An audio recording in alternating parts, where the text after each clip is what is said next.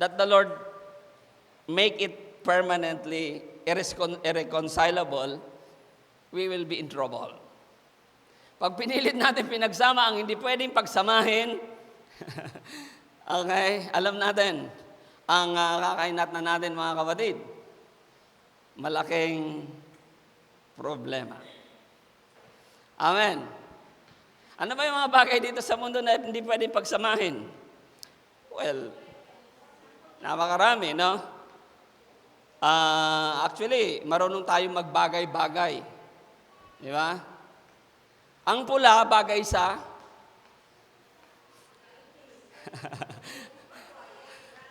Pag binagayan mo ang pula ng violet, what will happen to you?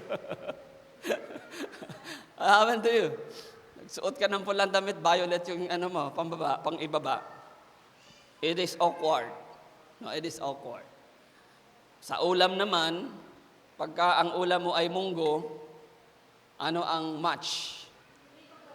Pritong galunggong. Hindi pwedeng tinola. O hindi pwedeng may sabaw din. Kailangan tuyo. Di ba? Yung kahambing o kaparehas nito. We see how it works, no? May mga pagbabagay na nababagay at may pagbabagay tayong ginagawa na hindi bumabagay. Mga kapatid, especially if it is permanently irreconcilable. So, yung text natin will tell us about a particular, when it comes to service, when it comes to loving God, sabi rito, ang Diyos at ang kayamanan ay irreconcilable when it comes to prioritizing it both. No? Kaya sabi doon sa Matthew 6 verse 24, walang aliping makapaglilingkod sa dalawang Panginoon. Aba, yung pera pala Panginoon din. Kaya sabi ng Lord, hindi lahat na tumatawag sa akin Panginoon. Kasi may ibang Panginoon. Sapagkat kapuputan niya ang isa at iibigin ang ikalawa. Paglilingkuran ng tapat ang isa at hahamakin ang ikalawa. Hindi nyo maaring paglingkuran ng sabay or pareho ang Diyos at ang kayamanan. So, ito yung pinaka-text natin. But we will be exploring other permanent irreconcilable in the Bible. Pero sa simula, ito ay batayan natin na hindi pwedeng i-prioritize yung... May mga bagay na hindi pwedeng i-prioritize ng sabay. Sa paglilingkod sa Diyos, hindi mo pwedeng isabay yung kayamanan. No? Dapat nauuna talaga yung isa. So, the Lord is telling us that you cannot do that.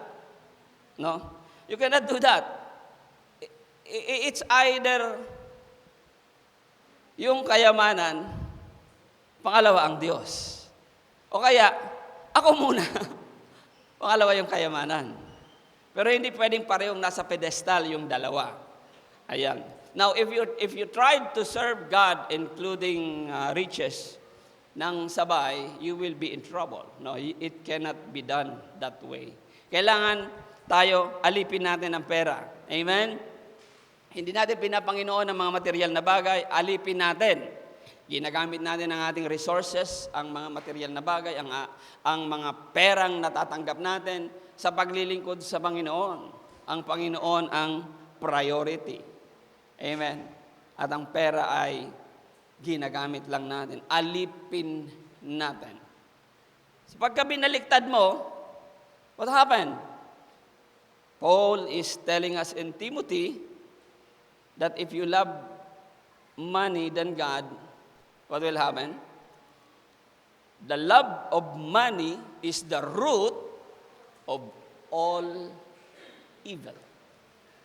So you will be in trouble. You will be in the vicinity of evil if you started loving money than God. How do you do that? Well, pag nagsimula ng inuna ninyo yung kikitain nyo pag-araw ng linggo, sa alip na manambahan kay Panginoon, sa Panginoon, doon na po yung nagsisimula. Kapag inuna nyo yung kikitain ninyo, alam nyo naman may mahalagang gawain, sa Panginoon, inuna nyo yung kikitain ninyo, you will be in the vicinity of evil. It is the root. The love of man is the root of all evil. Tinawag tayo ng Diyos hindi para unahin ang pera, kundi unahin siya. Unahin siya sa lahat ng bagay. That is His requirement. Okay. In the Bible, let me tell you that there are reconcilable things.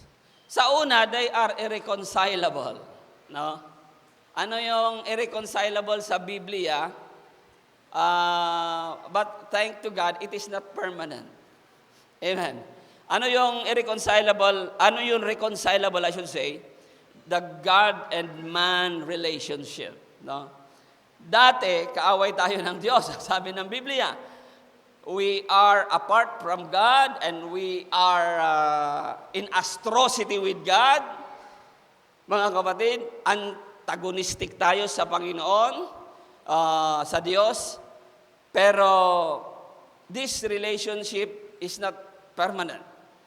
God made it a point that by His tinatawag na stubborn love, hinabol niya ng hinabol ang tao hanggang sa nakakilala ang tao at na-reconcile tayo sa Kanya. Ito yung sinasabi sa 2 Corinthians chapter 5, 17 to 21. Therefore, if anyone is in Christ, ngayon kung sino na ang naka kay Kristo, the new creation has come. The old has gone, the new is here. And this is from God who reconciled us to Himself through Christ and gave us the ministry also of reconciliation. God initiated a reconciliation. At first, parang wala na tayong pag-asa. Hindi na tayo pwedeng ma-reconcile sa Panginoon. But the good thing is this kind of relationship, this irreconcilable thing is not permanent. No? Nagawa ng Diyos na tayo pagkaisahin pa rin. Kaaway tayo ng Diyos dahil sa ating mga kasalanan.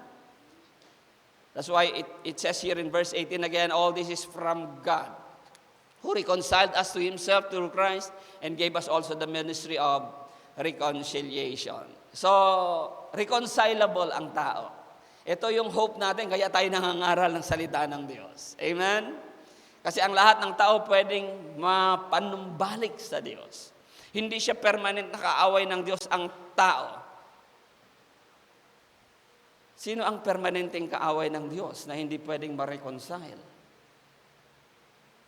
It's Satan. Pastor, hindi po pwedeng maligtas sa Satan. Hindi wala ho bang reconciliation between the evil spirit and God? Well, as far as we know, it is permanently irreconcilable. So later on, we will discuss that as part of our point number 1 outline. Pero nagpapasalamat tayo sapagkat tayong mga tao ay napanumbalik sa Diyos. Amen? Isipin nyo na lang kung katulad tayo ng masasamang espiritu, masamang tao rin naman tayo. Masamang espiritu, hindi na mapapanumbalik sa Panginoon. That is permanently. That is permanent. It cannot be reconciled anymore. We will try to answer that why. Pero tayo, nadudurog kasi ang puso natin. Sabi nung kanta, durugin mo, Panginoon, ang puso ko. Durugin for what? For humility, for repentance, no? From pride. Kapag kumilos ang banal na Espiritu sa puso natin, mga kapatid, yun ang ating hinihingi pag tayo nangangaral, na kumilos ang Panginoong Diyos sa puso ng bawat isang pinapangaralan natin upang maging broken sila, upang sa ganon sila ay magpakumbaba at manumbalik sa Diyos. Makita nila na sila ay makasalanan at walang ibang tagapagligtas na makita nila kundi si Jesus. It's not the religion, it's not anyone else. but Jesus Christ. As we know, ang sabi ng Biblia, walang ibang pangalan na ibinigay ang Diyos sa silong ng langit, kundi ang pangalang Jesus upang ang tao'y maligtas. That's why we preach Jesus alone and only Jesus, because He is the only Savior of the world. We thank God for reconciling us through Christ, sa pamamagitan ni Kristo, that God was reconciling the world to Himself. Sino ang gustong i-reconcile ni Lord? Not just the one who responded, but the whole world. He wanted that God was reconciling the world to Himself in verse 19 in Christ, not counting people's sins against them. And He has committed to us the message of reconciliation. Verse 20, we are therefore Christ's ambassadors, as though God were making His appeal through us. We implore you on Christ's behalf, be reconciled to God. God made Him who had no sin to be sin for us, so that in Him we might be the righteousness of God. Gusto kasi ng Diyos, tayo ang Kanyang kabanalan. Tayo ang Kanyang katuwiran. Kaya minabuti niyang tayo ay pagkasunduin. Sa una, tila baga hindi pwedeng pagkasunduin. Katulad ng masasamang espiritu, katulad ng demonyo, sapagkat tayo masama rin dahil sa ating kasalanan. But we thank God for His mercy. Okay. Another thing that I would like to start with, yung mga reconcilable muna. Pangalawa, siyempre, kung si Lord nag-initiate ng reconciliation, sa picture kasi, if you will going to see the picture, what is that? That is, from what I got, this is Paul and Barnabas. Mayroon silang mainitang pagtatalo. Okay, ang sabi ng English, there is a sharp disagreement between Barnabas and Paul. May adjective na nilagay yung Bible, sharp disagreement. Sa Tagalog, hindi lang pagtatalo, mainitang pagtatalo. Well, itong dalawang ito, nagtalo itong dalawang ito dahil kay John Mark. Si John Mark kasi, kasama ni Paul sa pag-share ng Word of God. Sa kalagitnaan ng pag-share ng Word of God, iniwan ni John Mark si San Pablo. Galit na galit si San Pablo. Siguro sasabingit siya ng kailangan niya ng kasama, kailangan niya ng assistant, kailangan niya ng alala. Iniwan siya. Kaya pagbalik niya sa iglesia, doon sa Jerusalem, nakita niya si John Mark. Sabi ni Barnabas, sige, mag-mission ulit tayo. Isama natin, sabi ni Barnabas, isama natin si John Mark. Nagtalo sila ni San Pablo. Sapagat, huwag mo nang isasama yung taong yan. Walang kakwenta-kwenta yung taong yan. Nang iiwan yan sa gitna ng paglilingkod. You cannot trust that person. Away sila. Away sila ni Pablo at saka ni Barnabas. Seemingly, hindi na mare-reconcile sapagkat naghiwalay nga sila ng landas. Mga kapatid.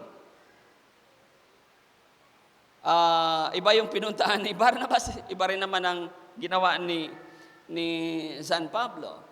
And the Bible is telling us again, I mentioned with you the adjective that was used. It is a sharp disagreement. Okay. Ito po yung verse, mga Gawa 15, 36 and 40. So, but praise God, this thing is reconcilable. Sabi natin, bakit reconcilable ang mga pag-aaway ng tao? Kasi in the first place, it is God who initiated reconciliation with man. Amen. Nagpakita ng halimbawa si Lord sa pakikipagkasundo sa tao, kaya ang tao ay may batayan. Amen. Ng pagkakasundo, as far as human is concerned, there will always be a reconciliation. Sabi rito, makalipas ng ilang araw, sinabi ni Pablo kay Bernabe, ito po yung binabanggit ko sa inyo, Let's read it word for word. Balikan natin at dalawin ng mga kapatid sa mga bayan kung saan tayo nangaral ng salita ng Panginoon. They wanted to go back. At tingnan natin kung anong kalagayan nila. They wanted to have this visitation. Verse 37, nais ni Bernabe na isama si Juan na tinatawag ding Marcos, si John Mark. Ngunit ayaw ni Pablo. Verse 38, hindi ito nagpatuloy na sumama sa kanilang gawain. Sa halip ito'y humiwalay sa kanila sa Pamphylia. Verse 39, nagkaroon sila ng mainitang pagtatalo. Okay. Ang mga mag-asawa ay nagtatalo din. Mainitan ba? Mayroon bang mga mainitang pagtatalo ang mga mag-asawa? Aba, opo. Even to the brink of divorce and annulment and separation. Well, actually, yung iba natutuloy. No? Na nagdi-divorce, nag-iwalay. Pero some remain friends, no? Yung iba na nanatili magkaibigan na lang. At the point of death, nagpapatawaran. No? Mayroon akong alam na talagang mag-asawa na mortal na mag-aaway, pero nung mamamatay na si lalaki, hindi nakatiis si babae. Pinuntahan ang kanyang dating asawa at humingi ng tawad. Amen? Why? Baka sapagat may konsensya tayo, and reconciliation is very much possible because of the example of God, example of Christ. Wala sigurong hindi na magkakapatawaran. No? Mga kapatid, kahit yung isa ay nagsabi pang itaga mo sa bato. Wala na, nagsaulian na kami ng kandila. Hindi na pwedeng mapanumbalik, ma-reconcile. But there is always a way. There is always a way. Meron nga ba? Well, maybe that is the exemption. Kung meron kayo naiisip. So, isa naman ni Pablo si Silas, verse 40, at sila'y umalis patapos silang ipagkatiwala sa mga kapatid sa pag-iingat sa Panginoon. And we know the story of Barnabas. Naalala nyo yung preaching natin kay Barnabas, no?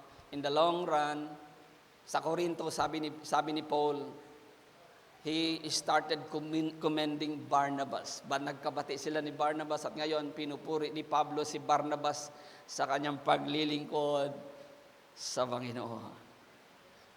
Amen. That is the way it is because God works for unity.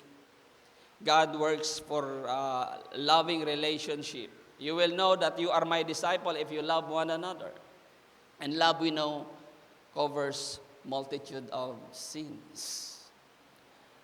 By the way, happy Valentine's.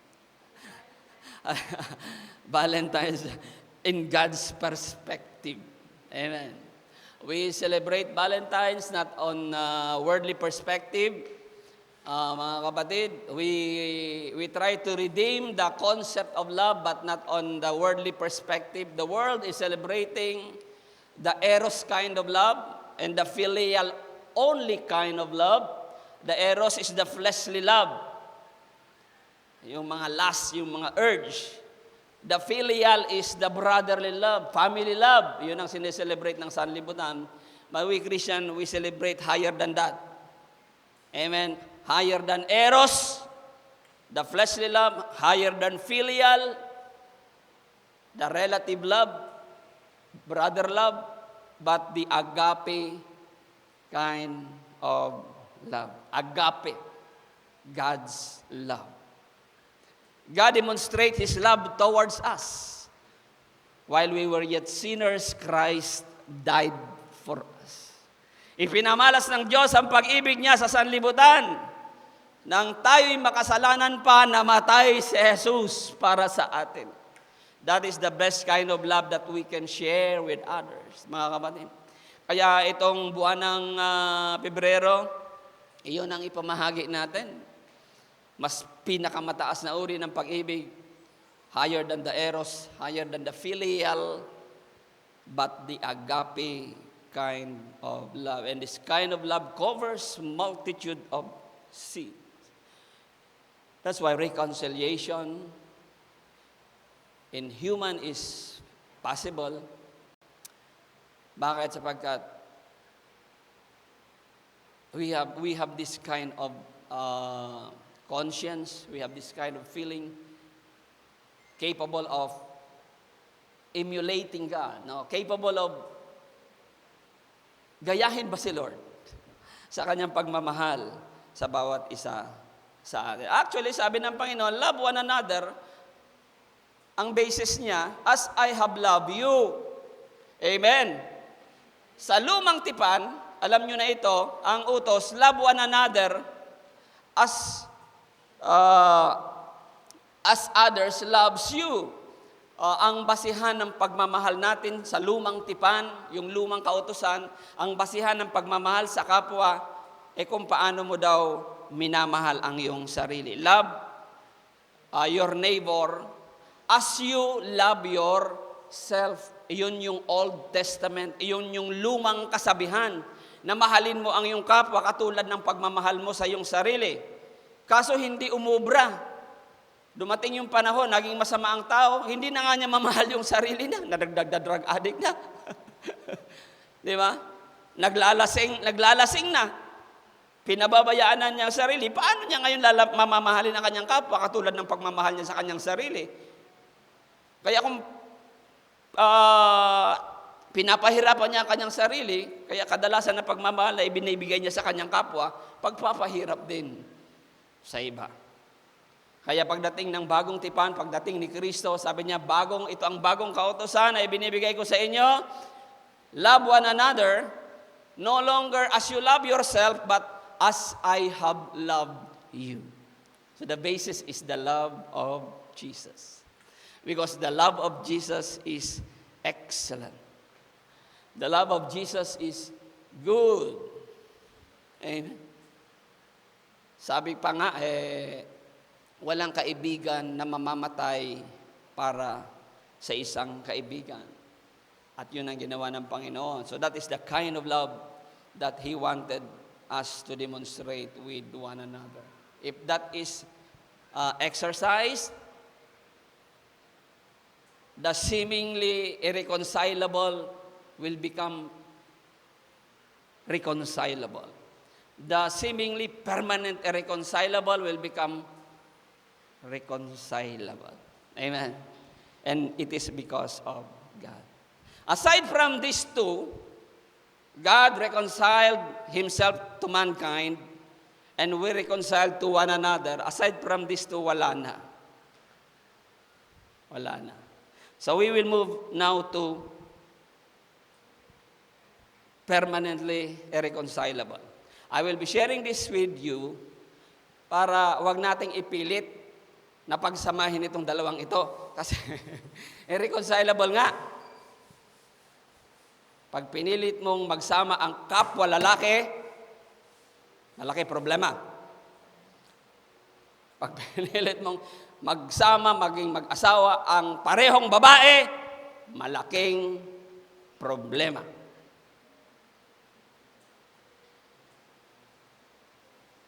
Because they are not reconcilable.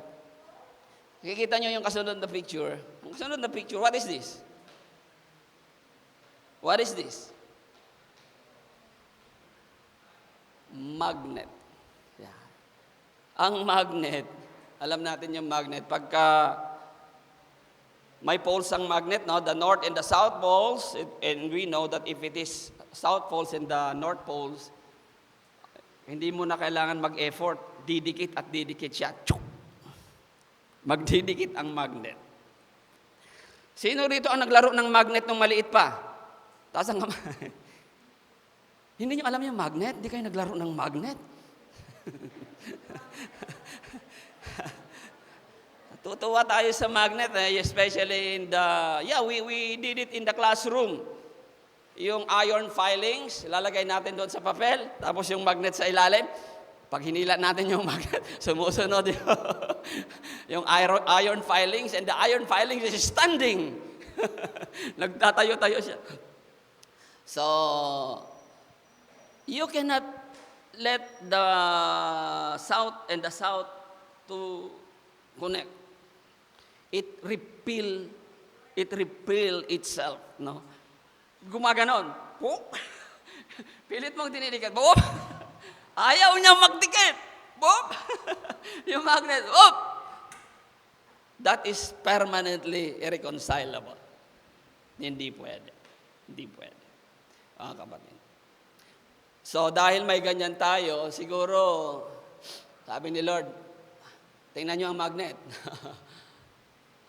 Learn from the magnet. Alam nyo si Lord, kung ano-ano ang ginagamit niyang halimbawa para matuto tayo, pati nga langgam, di ba?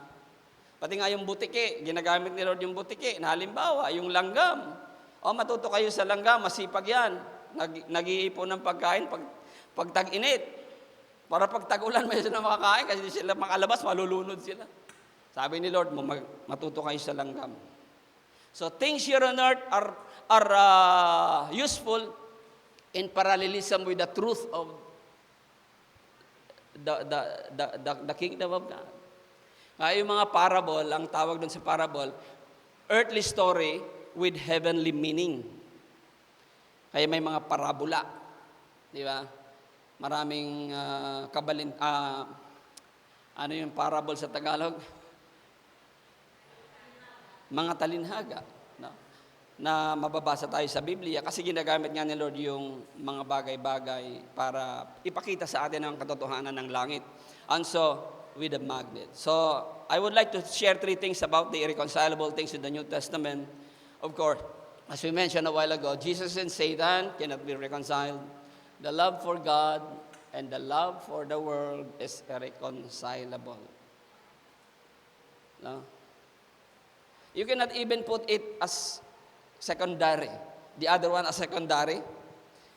Kanina, yung example natin, yung pambungad na talata natin, pwedeng ilagay na secondary yung pangalawa. Halimbawa, si God ang una, then the money can be secondary. Pwede, yun. No? Gagamitin mo, alipin mo yung pera para maglingkod sa Diyos. But this one cannot even put as a secondary. No? Hindi pwedeng gawing pangalawa. When Jesus is your Jesus, Satan is not around. No? In love for God, the love for the world cannot be secondary. The flesh and the spirit, when you are walking in the spirit, hindi pwedeng gawin mong secondary yung works of the flesh. It started with Jesus and Satan. Sa mukha pa lang, reconcilable na. Reconcilable ba? Sa mukha pa lang? Okay. Minsan, sabi ko sa inyo, pag naglalakad kayo sa mall, nakita nyo ang magandang babae ay kasama ang pangit na lalaki. At nagka-holding hands sila. Ano? May reaction ba kayo? May reaction? Wala? Mayroon. Pero pag guwapo yung lalaki, maganda yung babae, may reaction? Wala? Tama lang. Sakto lang. Bakit may reaction tayo? Kasi may mga bagay na hindi reconcilable. Reconcilable, ano? Hallelujah. By the way, this is just a picture. This is just a picture.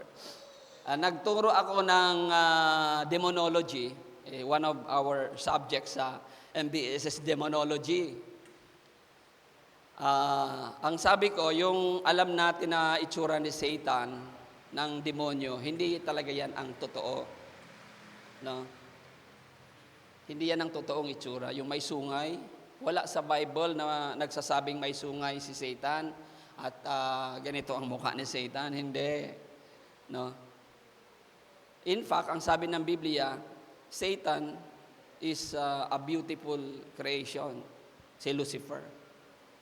No? Kaya nung itinapon siya rito sa lupa, no? Itinapon siya sa lupa,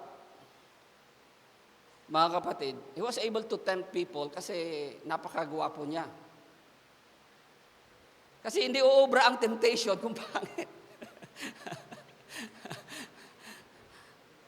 Kayo ba matitempt sa pangit?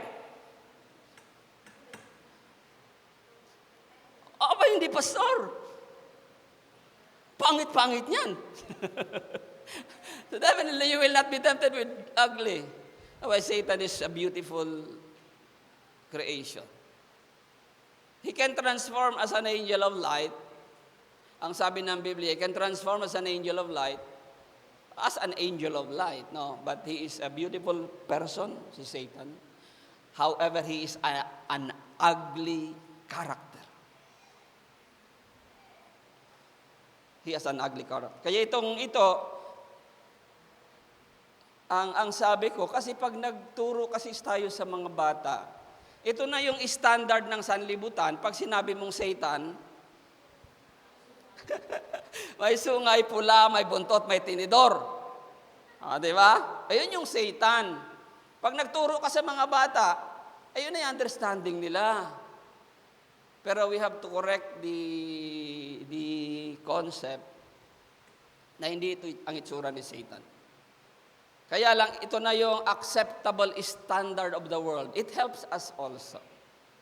O kayo, pag nag-drawing kayo sa mga bata, ito si Satan.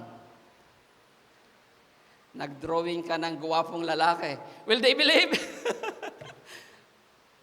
Teacher, hindi ganyan si Satan.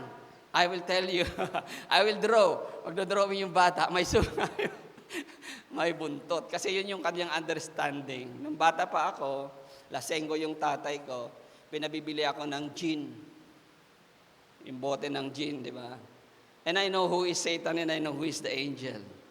Yeah. Si Satan yung nakahiga at yung angel ay inaano siya ng sword.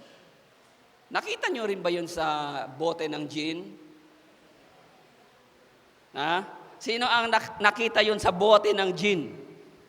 Oh, kaka-identify tayong lahat.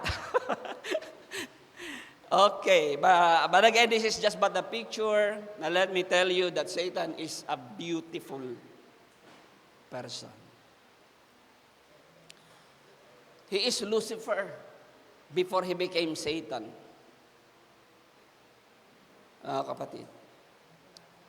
So this is just but a picture. So, but anyway, they cannot be reconciled because Satan has this ugly character.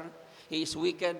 Kaya sabi ng Biblia in 1st, 2 Corinthians, this is number 1 that cannot be reconciled and permanently irreconcilable. That's why when you reconcile these two things, you will be in trouble. Hindi pwede maging magkaibigan si Satanas at saka ang demonyo. Yung ibang relihiyon, ginagawang magkapatid pa nga ito. There is a religion that will teach you that Jesus and Satan is brothers. Absurd. Because our Bible is telling us, do not be unequally yoked with unbelievers. For what partnership can righteousness have with wickedness? Or what fellowship does light have with darkness? Verse 15. What harmony is there between Christ and Belial? Another name of Satan is Belial. Beelzebub. Belial, Satan. So what harmony is there between Christ? It is permanently disharmony. They cannot be reconciled. That is what our Bible is telling us. Or what does a believer have in common with unbeliever? Now, si Pablo, dito sa talatang ito, ginagamit niya yung disharmony ni Satan at saka ni Belial, ni Jesus at saka ni Satan, in reference to Christians na huwag mag-asawa ng hindi Kristiyano. Ayun yun. No? Kasi, ang mga hindi Kristiyano ay anak ni Belial. Ang sabi ng Bible, Katulad kayo ng inyong ama, ang sabi ng Panginoon doon sa mga Pariseo at Eskriba at mga mapagpaimbabaw. Katulad kayo ng inyong amang Diablo, na sa simula pa'y sinungaling mga mamamatay tao at punong-puno ng kasamaan. Kaya pag ang tao hindi nakakilala kay Kristo, ang sabi ng Biblia, ang kanyang ninuno ay si Satanas. Kaya makikita mo, nuno rin siya ng kasinungalingan. Nuno rin siya ng pandaraya. Nuno rin siya ng hypocrisy. Umiiral yan sa hindi nakakakilala sa Panginoon. Pero pag nakakilala ka sa Panginoon, may takot ka sa Diyos, hindi mo gagawin yon. Sino may takot dito sa Diyos? That's why you have to believe Christ, you have to be near Christ, you have to accept God, so that you will have the fear of God. And when you have the fear of God, you started avoiding sin, committing lies. Kasi natatakot ka sa Diyos. Hindi natatakot dahil paparusahan ka, kundi natatakot kang masaktan mo siya. Amen? Pero siyempre, paparusahan ka rin. Pero ang totoong pagkatakot ay natatakot tayo sa Diyos na hindi natin masaktan ang Diyos sapagkat ang Diyos ay banal. Amen? Ang Diyos ay banal. Kaya do not be unequally yoked, Paul says, with unbelievers. Huwag kayong makikipamatok. Bakit? Irreconcilable. Irreconcilable. Pag pinilit mo, you will be in trouble. You will be in trouble, mga kapatid. For what partnership can righteousness have wickedness? Ano ang samahan ng katuwiran natin kasamaan? Wala. Napaghihiwalay nga yan sa pamamagitan ng mga bilangguan. Inihihiwalay ang masasama, hindi inihahalo sa mga matutuwid. Kasi, hindi pwedeng pagsamahin. What will happen to us pag pinagsama natin ang masasama at matutuwid? Krimen dito, krimen doon. Patayan dito, patayan doon. Nakawan dito, nakawan doon. That is what happening in America. That's why sabi ni Trump, panahon na para alisin ang mga kriminal na mga immigrant dito sa bansa. And he's cleansing the nation. No, nagsimula na siyang i-deport kasi madalas ang kriminal ay mga illegal immigrants. Mga tumatakas sa kanilang bansa, pumupunta sa Amerika. Kasi maluwag doon. Ngayon, naghihigpit ang Amerika, pinababalik ang lahat ng illegal immigrants. And for Trump, the policy of this country now, God bless America, and the policy of this country now, no? Pagdating doon sa immigration, if you are illegal migrants, you are criminal.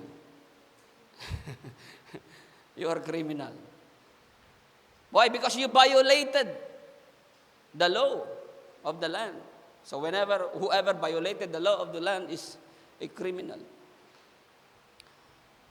So what harmony is there between Christ and Satan, or what does a believer have in common with unbeliever? Malaki problema. Sasabihin mo, maglilingkod ako sa Panginoon. Yung partner mo, hindi naniniwala sa Panginoon. Maniwala ka dyan sa Panginoon mo. Dito ka lang sa bahay. Malaki problema. Problema na po yun. What agreement can exist? Verse 16, what agreement can exist between the temple of God and idols? Permanently in disagreement. No? For we also the temple of the living God, tayo ay templo ng banal na Diyos.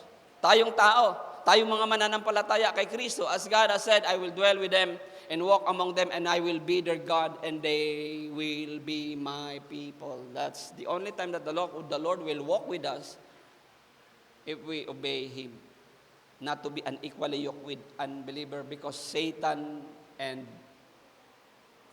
Jesus cannot be reconciled. Jesus is our God. Satan is the God of this world. That's why the reconciliation is impossible. Gusto niyo basahin ko yung Tagalog? Huwag kayo makikisama sa mga di sumasampalataya na para bang kapareho ninyo sila. Maari bang magsama ang katuwiran at ang kalikuan? Parang sinasabi, pwede ba magsama ang dilim at liwanag? Pwede ba? Hindi. Nung isang araw, nakaranas kami ng brownout. Siguro for several years. Nakakaranas ba kayo ng brownout? Madalas. Siguro kami siguro mga ano, if I recall it, siguro mga 5 years pa ako nakaranas ng brownout dito sa Cubao, no? So, ang dilim.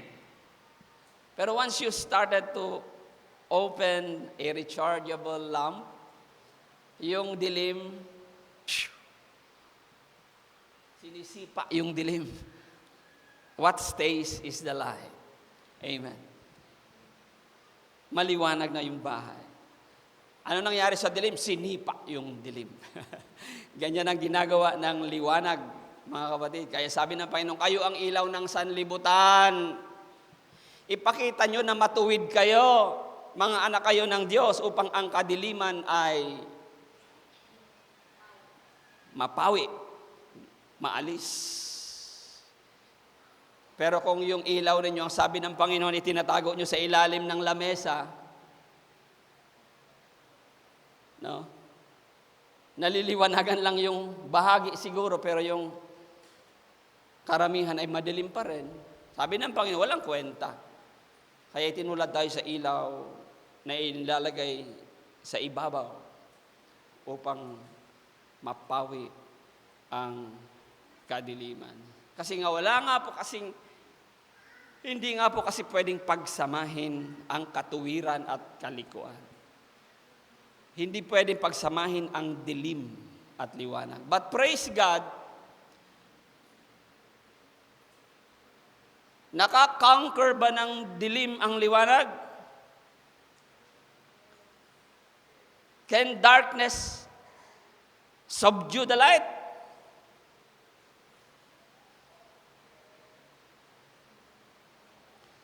It is the light who subdued the darkness. Ang ilaw ang siyang pumapawi sa dilim. Ang dilim kailanman hindi pwedeng pumawi sa liwanag. Maliban na lamang kung mawalan ka ng langis sa iyong ilawan. Amen? Maliban na lang mawalan tayo ng gaas. Doon magsisimulang sakupin ng dilim ang liwanag. Manahan ako, next slide, mananahan ako at mamumuhay sa piling nila, ako ang magiging Diyos nila at sila ay magiging bayan ko. Yun po ang pangako ng Diyos. Kaya't lumayo kayo sa kanila, humiwalay kayo sa kanila, sabi ng Panginoon, humiwalay sa masama. Pero hindi naman nangangahulugan na hindi na tayo makikipagkaibigan sa kanila. Humiwalay lang tayo sa kanilang mga maling gawa. We need to be friend with them kasi paano naman natin sila madadala kay Kristo? Ako ang magiging ama ninyo at sabi ng Panginoon at kayo magiging mga anak ko, sabi ng Panginoong makapangyarihan sa lahat. The next one that cannot be reconcilable. Number one that cannot be reconciled is Jesus and Satan. That's why yung pag-aasawa ng unbeliever at saka believer, idinugtong ni Pablo doon sa katotohanan yon na dapat gawin ng mga mananampalataya. Kasi sinasabi niya, this is permanently irreconcilable. When you try to reconcile this, it is a big trouble. Number two, God's love versus the world's love. Can you do that the same? Pareho na nagmamahal kayo sa sanlibutan at sa Diyos. Ang sabi ng Biblia, love not the world, neither the things that are in the world. If any man love the world, the love of the Father is not in him. Ayan. Paano ito nagagawa ng mga Kristiyano na namamahal niya ang sanlibutan? Ito nga po yung sinasabi natin kanina, pareho yan sa pera. Pag inuna mo yung pera, hinuli mo ang Diyos, you are loving your money. And the Bible says, it is the root of all evil. If you love the worldly things, ibig sabihin, inuna mo yung mga kalayawan sa mundo, inuna mo ang sistema ng mundo sa halip na ang paglilingkod sa Panginoon, mga kapatid, this is what the Bible is telling us, no? This is not religion. This is the Word of God. Love not the world. Because if you love God, the love of the world is in atrocities with the love of God. Okay. Yung kalayawan, mga kapatid, ay hindi natin pwedeng ipagpalit sa pagmamahal sa Panginoon. For all that is in the world, ano daw po yung mga nasa sanlibutan na hindi natin pwedeng mahalin? Ang mga nasa sanlibutan kasi is the lust of the flesh. Ang pita ng laman. Lust of the flesh. Pita ng laman. Kaya yung mga tao naghahanap ng kasiyahan sa kanilang laman, pumupunta kung saan. And we know that. Those entertainment, those fun that they are talking about, party that caters to the lust of the flesh. Sapagkat isang sabi ng Biblia, ayan ang karakteristik ng sanlibutan na huwag niyong mamahalin. The lust of the flesh. The next one is the lust of the eyes. Ano yung lust of the eyes? Anong kaibahan nun sa lust of the flesh? Okay, lust of the flesh is laman. Lust of the eyes is something that you see, that makes you happy, the things that you see in the world that makes you happy, mga kapatid, no? In lieu of loving God, no? Kung ipagpapalit mo ito mga bagay na ito sa pagmamahal sa Diyos, you are in the lust, working in the area or arena of the lust of the eyes. Yung gusto mong makita na nagbibigay kasiyahan sa iyo.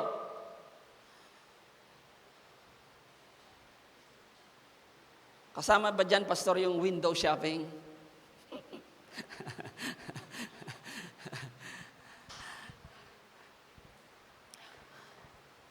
Kayo na sumagot. The lust of the eyes. Pero siguro, let me give one practical answer to that. Mayroon ka nakita, gusto mong bilhin, wala kang pera, nangutang ka. Ikaw ngayon ay napasubo sa lust of the eyes. There's nothing wrong to appreciate beauty. Amen? Huwag niyong mamasamain. Pag sinabi ni Pastor, ay, ang ganda mo ngayon. Ay, si Pastor may gusto sa akin. Hoy, mahiya ka. Pag sinabi ni Sister, ang guwapo mo, Brad. Uy, si Sister may gusto sa akin. Uy, mahiya ka.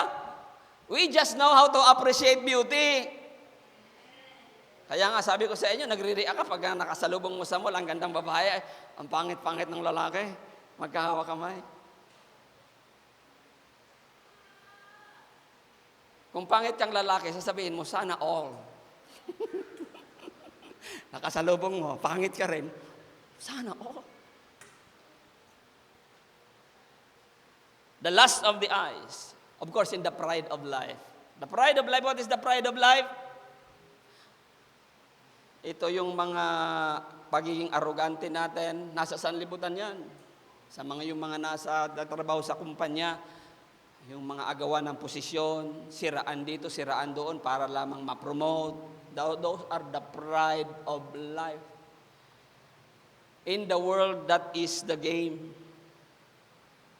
Amen. Pastor, paano yan? Gagawin namin. Mag-pray. Pag sinisiraan ka ng kaopisina mo, mag-pray, amen? And believe that promotion is from on high. Just work your best. Do your best. And serve the company. It is as if you are serving God. Hindi tulog ang Diyos. Magugulat ka. Ikaw ang ipopromote kaysa doon sa naninira sa iyo. Amen? Madumi ang laro ng sanlibutan. Pati nga sa sari-sari store, di ba? Tabi-tabi sari-sari store. Minsan madumi ang laro ng mga sari-sari store. Okay. Sige. So that is the pride of life. It is not of the Father. Amen. The pride of life, the lust of the eyes, and the lust of the flesh, it is not of the Father. That's why you cannot reconcile these two. If you try to reconcile these two while you are serving God and you are loving the flesh, while you are serving God and you are loving the eyes, the lust of the eyes, while you are serving God and you are doing everything for promotion, even harming others, you are out of line. No, the love of the Father is not of you, but it is of the world. The world passeth away. That is the reason why it is not worthy to pursue the things of the world, because the world passeth away. Amen. Yung lust of the eyes, lust of the flesh, pride of life, mawawala ang lahat ng yan, mga kapatid. Pero ang naniniwala sa salita ng Diyos, mabubuhay magpakailanman. The world passeth away, and the lust thereof, but he that doeth the will of God. Gumagawa, particularly ng kalooban ng Panginoon. Kaya anong gusto natin? Gumawa ng kalooban ng Panginoon o magpakasaya sa sanlibutan? It will passeth away. But he who doeth the will of God abides forever. I will not going to read the Tagalog anymore. Number 3, that cannot be reconciled. Number 1, Jesus and Satan. Ang application ni Pablo, unbeliever at saka believer, hindi pwedeng mag-asawa. Pangalawa, which is beyond irreconcilable, the love of the world and the love of God. If you love God, you cannot love the world. Because if you do this both, it is a problem. Namang problema nga tayo dyan, di ba? Pagka ang mga kapatiran, ganito na ang ginagawa, minamahal si Lord, pero minamahal din ang sanlibutan. Tayong mga maalab sa Panginoon, tayo namang problema tayo sa kanila, di ba? Namang problema ba kaya mga kapatid sa isang kapatiran? Na mahal naman daw niya ang Diyos, pero nagmamahal din sa sanlibutan. Malaking problema natin. Malaking problema ng mga leader. So it foster problem. It foster trouble when you love the world and you love you love God. It cannot be done both.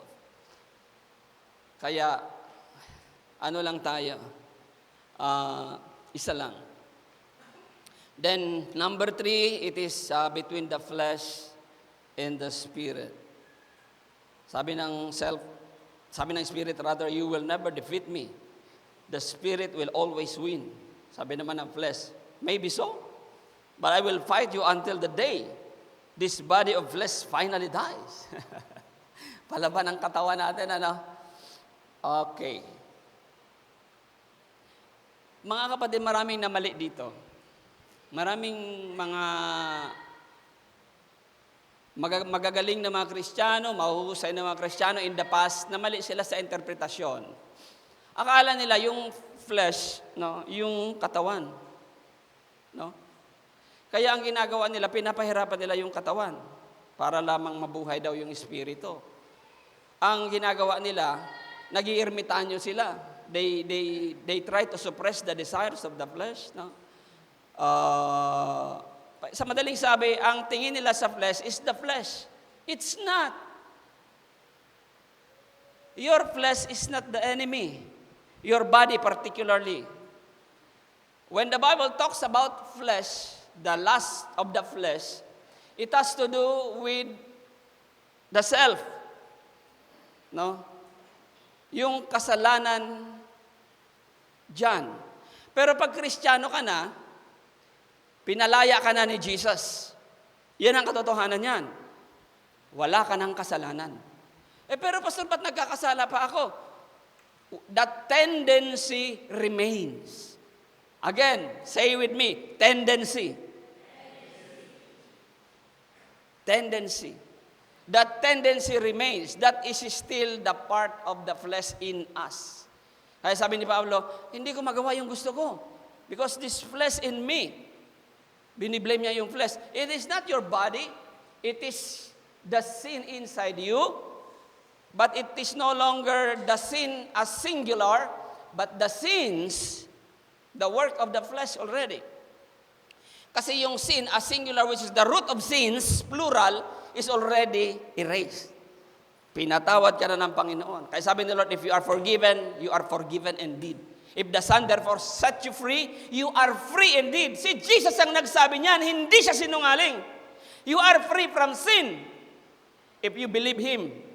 Kaya lang, the tendency remains. Sabi ko sa inyo, may tendency. Tendency. You tend to the right. You tend to the right. Pero hindi ka naman ganon. Pero you tend to the right. Let me elaborate with you. Okay. May isang babae na nakapag-asawa ng nananakit na asawa. Yung babae martir. Ano ba tawag doon sa nananakit na asawang lalaki? Sadista. Sadista yung napangasawa niya. So, mag-ingat kayo sa sadista. Pag hindi mananampalataya, sadista. Pwedeng may tendency na pagiging sadista. Sadista. For several years, naghirap yung babae, pero napakamartir niya. So, pinaglilingkuran niya yung kanyang asawa early in the morning, bumabangon siya, ipagluluto, ipaglalaba, ikukuha ng kahoy, panggatong, lahat, kasi parang nasa bukid yung setting. For several years, yun ang kanyang ginagawa. Tapos, namatay yung sadistang asawa. Malaya na po ba yung babae? Malaya na. Kaya lang, yung babae, dahil nakasanayan niya, bumabangon pa rin ang napakaaga. Nagluluto pa rin. Tila bagabuhay pa yung kanyang asawa. Kumukuha pa ng kahoy, tubig para ipaligo sa asawa. Hey! Your husband is dead already, but the wife, the widow, has still the tendency. Ganyan tayo. Kaya gising. Gising, patay na ang mga asawa natin. Ano yung ibig sabihin? Patay na yung sin as a singular. Binura na ito ni Jesus. Kaya huwag nang pagsilbihan pa. Amen? Can you say after me? It's dead already. Sabihan mo ang katabi mo, huwag nang pagsilbihan pa.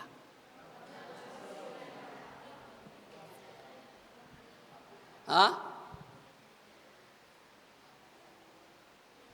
Naiintays pa ba kayo sa kasalanan?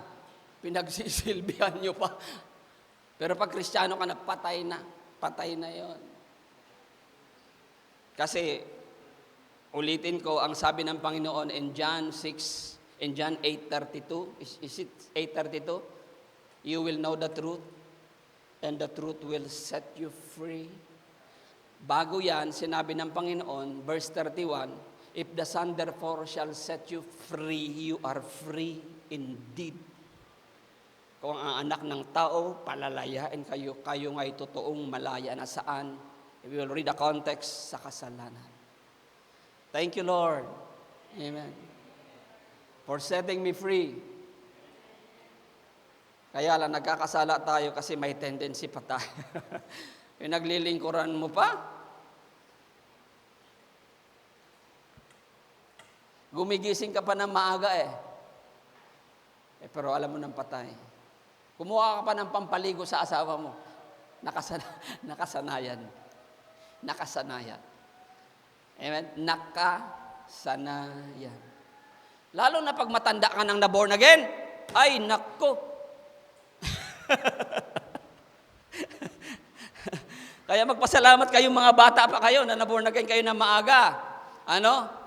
Kasi yung training ninyo, maigsi lang, kayang balik ta rin kaagad. Pero yung matanda nang na-born again, ay nako, napakahirap baguhin.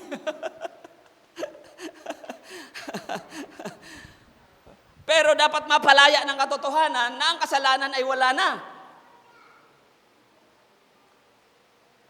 Kaya pag gumagawa ka pa ng kasalanan, alipin ka pa ng kasalanan. Pero ang katotohanan, ang kasalanan ay wala nang bisa sa iyo. That is the truth of it, mga kapatid. Flesh versus spirit. So ito po yung binabanggit, hindi pwedeng i-reconcile for what our human nature wants is opposed to what the spirit wants. Sabi ng Galatians chapter 5 verse 17. And what the spirit wants is opposed to what our human nature wants. Ang banggit niya rito sa flesh ay human nature. So that is another term for the flesh. Sin in my body, the translation is using human nature. The tendency to commit sins. Human nature wants is opposed to what is the spirit wants. Sapagkat ang mga pagnanasa ng laman ay laban sa kagustuhan ng espiritu. At ang kagustuhan ng espiritu ay laban sa mga pagnanasa ng laman. Ano ang sabi sa kasunod? Magkalaban ang dalawang ito. Hindi pwedeng i-reconcile. Permanently irreconcilable. Not until the flesh is the body dies. No? When we reach heaven, when we talk about permanently as far as the earth is concerned, as far as our living here on earth is concerned. Pero if ever nagagawa si Lord ng panibagong body afterwards, it will always be again in atrocities with one another because it's still again a flesh. If ever the Lord will create a flesh again.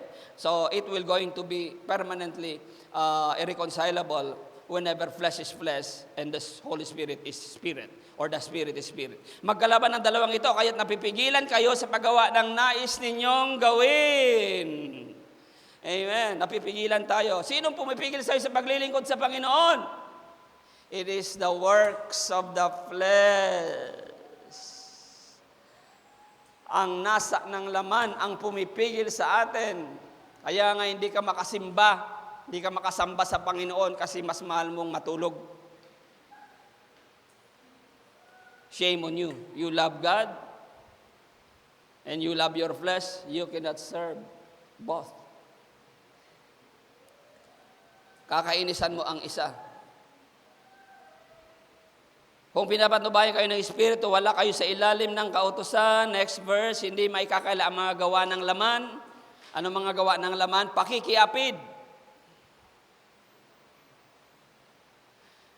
Kaya among Christian, this is no longer in existence among Christians because this is the works of the flesh. Hindi pwedeng pagsamahin yan. Malaking problema natin pagka may mga kapatiran tayong nakikiapid. Sakit ng ulo ng pastor. Sakit ang ulo ng mga kapatiran sapagkat may mga pamilyang masisira. Amen? So no to pakikiapid. Pwede bang sabihan mo yung katabi mo? No to pakikiapid. Bawal.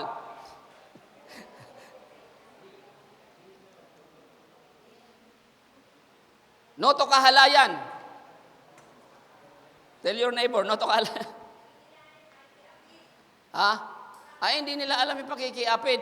Adultery in English. Yung may asawa ka na, naghahangad ka pa ng asawa ng iba at nang aasawahin pa. Pakikiapid. Uso yan sa sanlibutan. Amen? Tayo mga Kristiyano, that is the works of the flesh. That is against the works of the Holy Spirit. That is the work against the Spirit. No to kahalayan. Ano ba yung kahalayan? Alam nyo na yung kahalayan, ano? Mga malalaswa.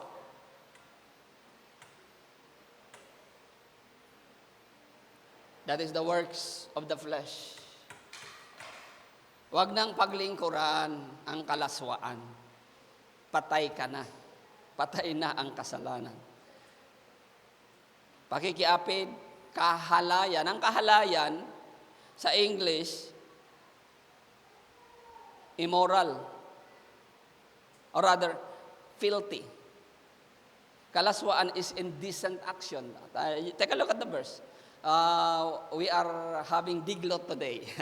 Andito yung Tagalog, andito yung English. Verse 20, pagsamba sa Diyos-Diyosan. So, ang pagsamba sa Diyos-Diyosan, kung sinasamba mo ang nilikha kaysa sa lumikha, yun. Kasama dyan yung mga inanyuhang larawan, na sa halip ng Diyos ang sambahin mo, sinasamba mo ang nilikha kaysa lumikha. Ang dapat sambahin ay ang lumikha. Amen? Hindi ang nilikha. Ang tawag dyan ay Diyos, Diyosan. So nagising tayo sa ganyang pananambahan. Bawal pala ng Diyos. Kasi ang Diyos ay buhay. At siya lamang ang dapat sambahin. Pangkukulam. Nung araw uso yung pangkukulam pa. Pero ngayon ba may mga mangkukulam pa? Sa English, witchcraft. Mayroon pang mga mangkukulam, ano? Mayroon pa. Mayroon pang pero hindi na tayo tatablan yan. Kasi ang dugo ni Jesucristo ay bumabalot sa bawat isa sa atin upang tayo ay proteksyonan. Pagkapuot. Gawa pala yan ng laman. Pagkapuot. No? Hindi galit. Pwede tayong magalit. For your information, pero bawal mapuot. Yung puot kasi, itinanim na yung galit. Pag tinanim yung galit, tumutubo, nagiging puot. Pwede magalit, huwag patubuin. Kaya sabi ng Bible, pwede kayong magalit na mag-asawa, mag-away kayo, pero huwag sisikatan ng araw yung galit ninyo. Ibig sabihin, huwag pananatilihin sa puso kasi baka maging puot.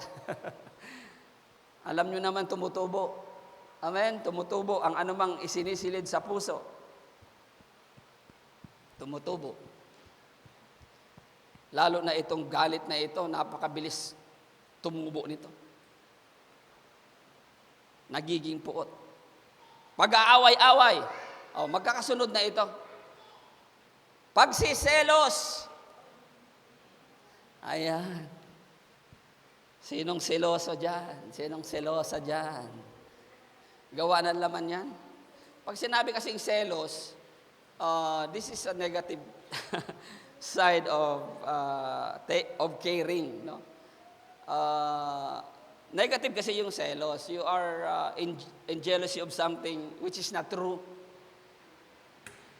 No? Pero pag totoo, anong tawag doon? Yung selos, you are in jealousy of something that is not true. Pero pag totoo, hindi na selos yon. Ano na tawag doon? Pag totoo. O kayo na pa. Sumagot. Basta ang selos, hindi totoo.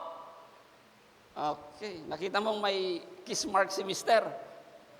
Nagselos ka na kaagad. Yung pala, may nadapa lang na babae sa kanya na. Sabi ni Mrs. I don't believe that. That's an old story.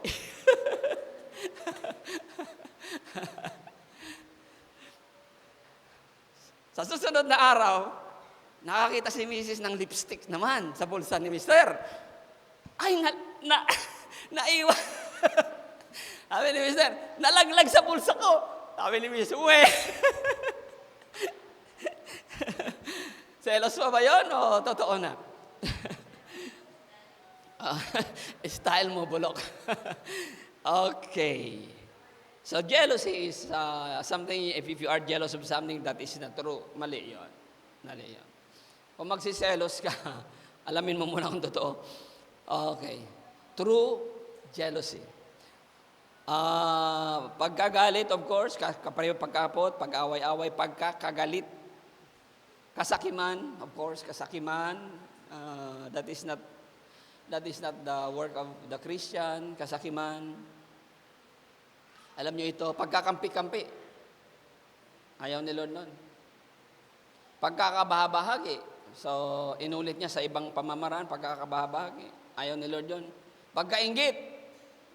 Sinong naiinggit? Pag sinabi mo bang sana all, naiinggit ka?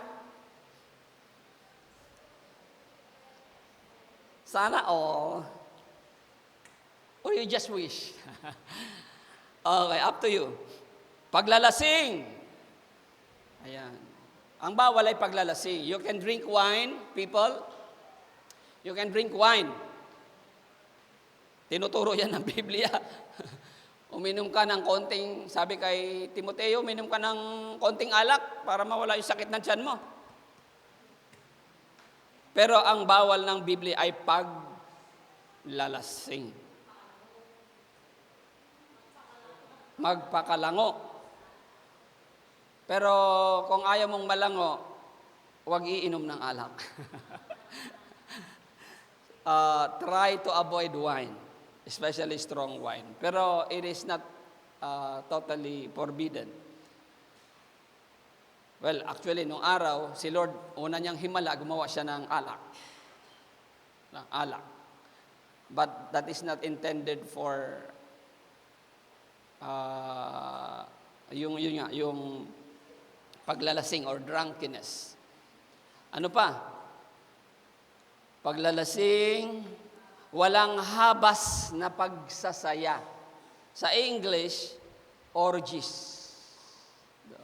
Walang habas. Walang habas na paglilingkod, okay lang. Amen? May evangelism tayo ng alas 7. May service tayo ng alas 9. May gawain tayo ng alas 3. May gawain tayo ng alas 5. May digro pa kayo ng alas 8. Walang problema yon.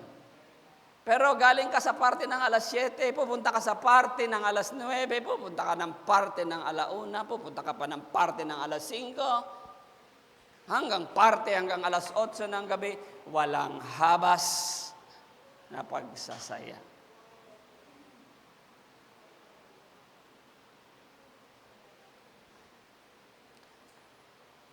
At iba pang katulad nito, kinapos na si San Pablong isulat. No? Marami pa eh. No, marami pa. Kaya lang, sabi ni Pablo, wala na akong papel.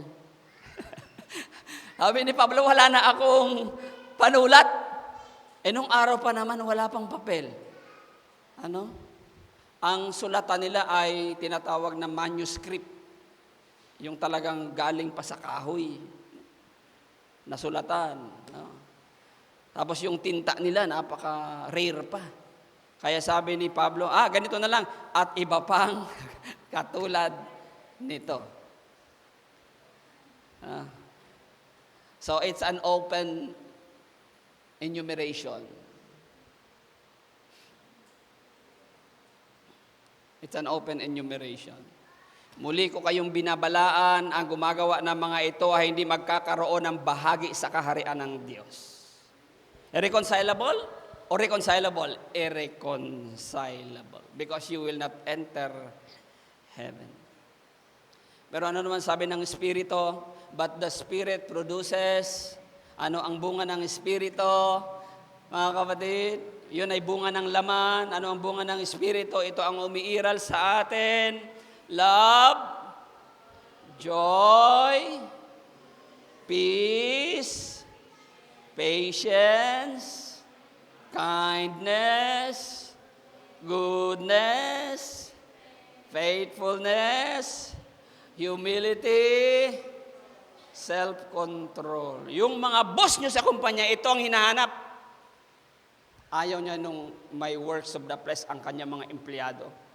Kasi the company will be in trouble kung yung isang empleyado ay nakikiapid sa kapwa empleyado. Diba? Kaya kahit ang sanlibutan ito ang gusto, mga kapatid. Pero tayo mga Kristiyano, hindi ito gusto natin. Ito dapat ang umiiral sa atin. Ito ang bunga ng banal na Espiritu. Siyam ito. Ulit. Together with me. Love, joy, peace, patience, kindness, goodness, faithfulness, humility, and self-control. There is no law against such things as these. And those who belong to Christ Jesus have put to death their human nature, the works of the flesh, with all its passions and desires. But the Spirit has given us life. Ito ang nagbibigay buhay, kasayahan sa tao. Kapag ang tao ay punong-puno ng bunga ng banal na Espiritu, He must also control our life. In closing, these are permanently in this harmony with one another, Satan and Jesus and Satan. The love for the world and the love for God. The work of the flesh and the works of the Spirit, these are permanently in this harmony. Trying to harmonize this will really cause trouble. So anong nangyari doon? Despise the other. You will despise the other. You love of the Father. The love of the Father is not in Him. It will going to be the root of all evil. Pag pinagsama mo talaga, pinilit mo talaga ito, you will not enter heaven. Pag pinilit mo ito, we will be in trouble yourselves. Ang hindi pwedeng pagsamahin ay pinagsasama mo. You will be in trouble of yourself at problema ka rin ng iba. Malalangin tayo. Lord, maraming salamat sa message mo today. We thank you for allowing us to understand that there are things that really permanently irreconcilable.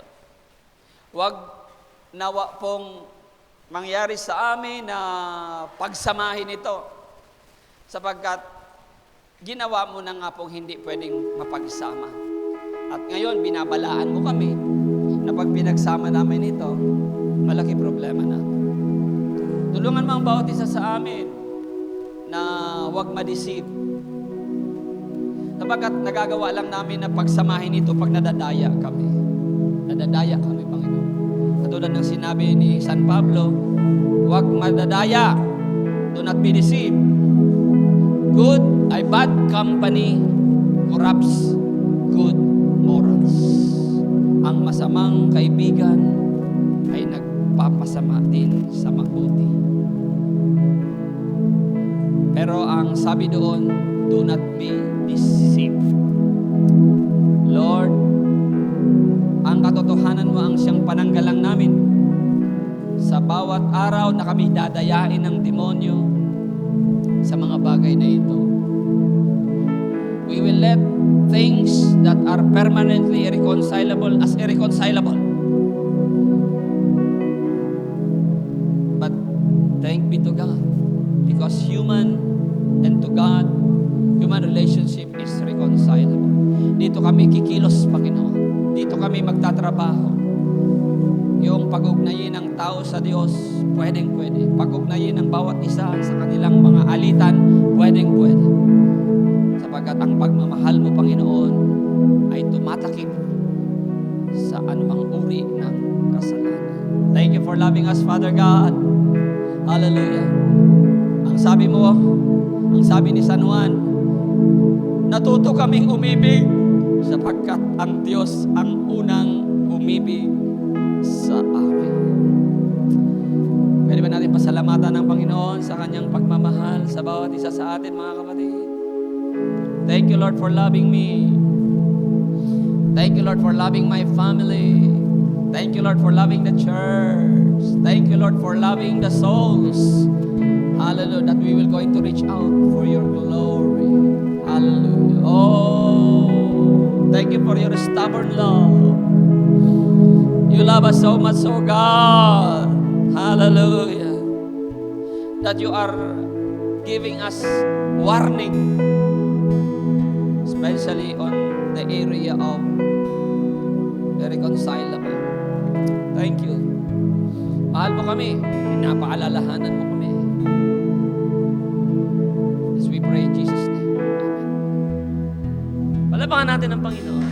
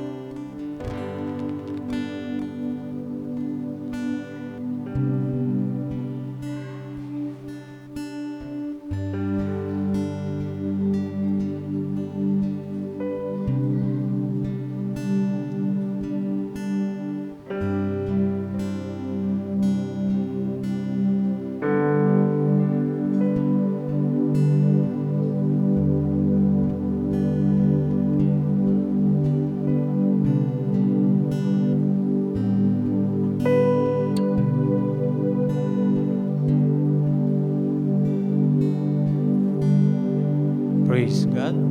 Tumayo po tayong muli.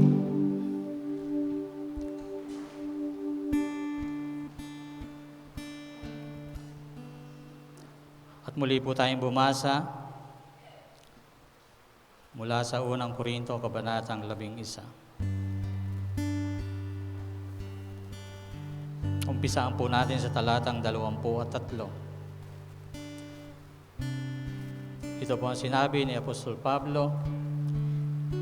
Itong aral na tinanggap ko sa Panginoon at ibinibigay ko naman sa inyo, ang Panginoong Yesus nung gabing siya ipagkanuloy dumampot ng tinapay, nagpasalamat at pinagpira-piraso ito at sinabi, ito ang aking katawan na inihahandog para sa inyo, gawin ninyo ito bilang pag-alaala sa akin.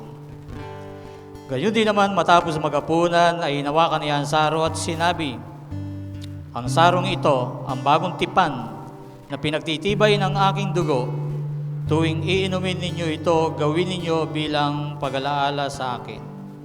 Sapagkat tuwing kakain kayo ng tinapay na ito at iinom sa sarong ito ay ipinapahayag ninyo ang kamatayan ng Panginoon hanggang sa muling pagparito niya. Ang sino mang kumakain ng tinapay at umiinom sa saro ng Panginoon nang di nararapat ay nagkakasala sa katawan at dugo ng Panginoon. Kaya dapat siyasatin ng tao ang kanyang sarili bago kumain ng tinapay at uminom sa saro. Sapagkat ang sino mang kumakain at umiinom ng hindi pinahahalagahan ang katawan ng Panginoon ay kumakain at umiinom ng hatol sa kanyang sarili. Ito ang dahilan kung bakit mahihina at masasakitin ang marami sa inyo at may ilang namatay na. Kung sisiyasatin muna natin ang ating sarili, hindi tayo hahatulan ng Panginoon. Ngunit kung hinahatulan tayo ng Panginoon, tayo itinutuwid niya upang hindi tayo maparusahang kasama ng sanlibutan. Kaya nga, mga kapatid, kapag nagkakatipon kayo upang kumain, magintayan kayo. Ama naming dakila, banal at makapangyarihan sa pangalan ni Kristo, sa patnubay ng banal na Espiritu, muli kami po'y nagpapasalamat sapagkat muli nyo kaming pinaalalahanan ng iyong banal na salita. At ngayon nga po, kami ay muling nagkakatipon sa ilalim ng kanyang banal na pangalan, Ama, upang tanggapin at makibahagi sa inumin na simbolo ng kanyang banal na dugo at ang tinapay na simbolo ng kanyang katawan. Sa pagtanggap po namin, Panginoon, at pakikibahagi sa mga elementong ito, Punuin niyo po ang aming puso at isipan ng pagpapasalamat at kapakumbabaan sa aming mga buhay. Hayaan niyo po na tanggapin namin ito, Panginoon, Lord, ng may pasasalamat bilang pag-alaala sa lahat ng kanyang ginawa doon sa krus ng Kalbaryo. Ang alalahanin ang kanyang tinapos na gawain. Salamat po, Ama. Samahan niyo po kami. Patuloy kang maghari sa aming kalagitnaan habang ang bawat isa'y nakatayo sa iyong banal na harapan. Maraming salamat po.